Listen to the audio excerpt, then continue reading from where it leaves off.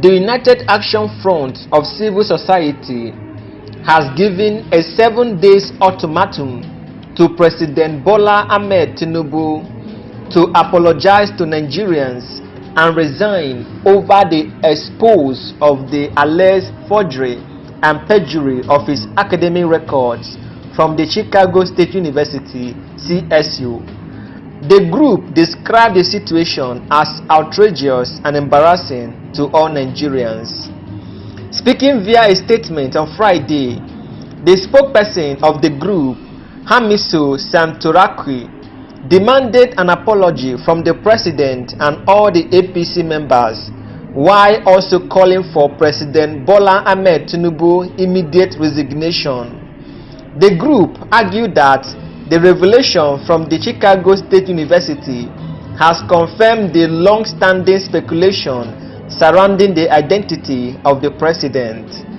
According to their statement, as governor of Lagos State, the personality of Bola Ahmed Tinubu was shrouded in identity opaqueness. It will be recalled that in his sworn affidavit submitted to the Independent National Electoral Commission in 1999, Tinubu falsely claimed to have attended a non-existent Areola Primary School in Lagos, Government College in Ibadan, and the University of Chicago for a master's degree in economics. But for the immunity attached to the office of the state governors under the Nigerian Constitution, coupled with intense divisive media manipulations, he ought to have resigned following the examples of Senate President Evans Enwerem and Speaker of the House of Representatives Salisu Buhari, both of whom at that time were forced to quit their offices over allegations of identity thieves and false claim of graduating from the University of Toronto in Canada, respectively. It is rather unfortunate that the Tinubu CSU forged certificate expulsion has now confirmed the long-standing speculations regarding the identity of Bola Ahmed Tinubu.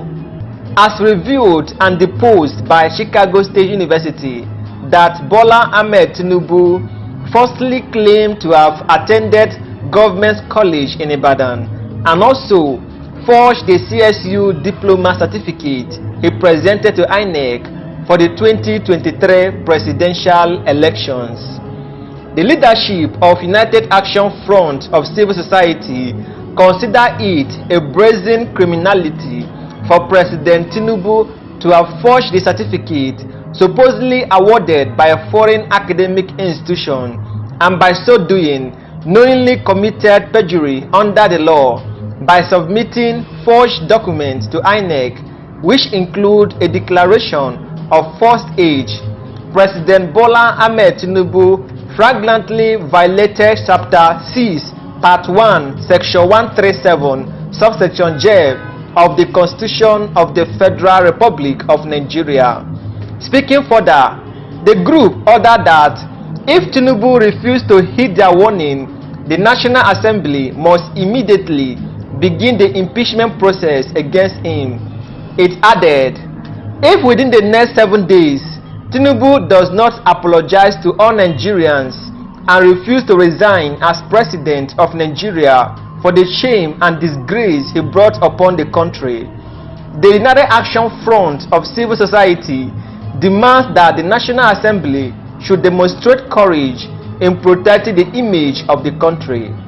To this end, the National Assembly must not only commence an impeachment process against Tinubu on this sad discovery, it must demand explanation and restitution from him in ensuring that the dignity of the office of the President of the Federal Republic of Nigeria is preserved, for only the morally fit and unblemished in affirmation of the spirit and letter of Chapter 6 of 1999 Constitution as amended, the statement concluded.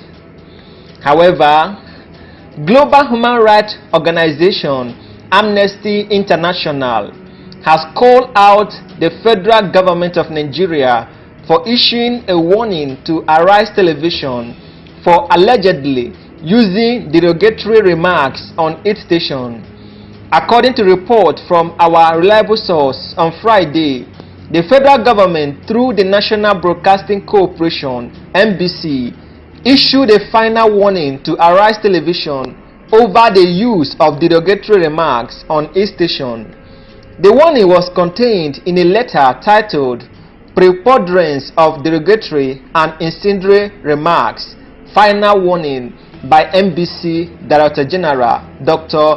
Balarabe Shehu Ilela on October 6, 2023. The letter urged the TV station to have a delay mechanism to guide against undesirable content.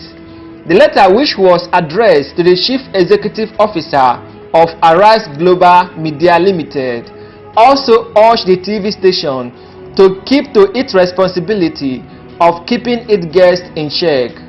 Reacting to the action, Amnesty International took to its official Twitter page to criticize the Nigerian government for using regulation to silence press independence. The international rights group said the government was not ready to be held accountable, so they used regulations to get at the media. The group noted that Amnesty International condemns the final warning issued to Arise TV by the federal government through National Broadcasting Commission (NBC), targeting Arise TV simply for doing their work, send a wrong message that Nigerian authorities are not prepared to be held accountable. Nigerian authorities must stop the unrelenting quest to silence media organizations like Arise TV, which are crucial to ensuring independence and diverse media space in the country and fulfilling people's right to information.